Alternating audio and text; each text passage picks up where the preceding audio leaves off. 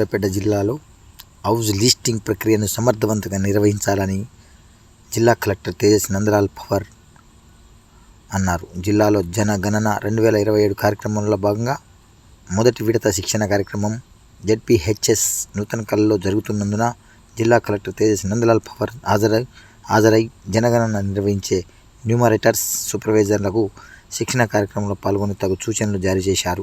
మొదట విడతగా house listing చేయవలసి ఉన్నదని, ఏ ఒక్క గృహం కూడా వదిలేయకుండా హౌస్ లిస్టింగ్ పకడ్బందీగా చేయాలని కలెక్టర్ ఆదేశించారు.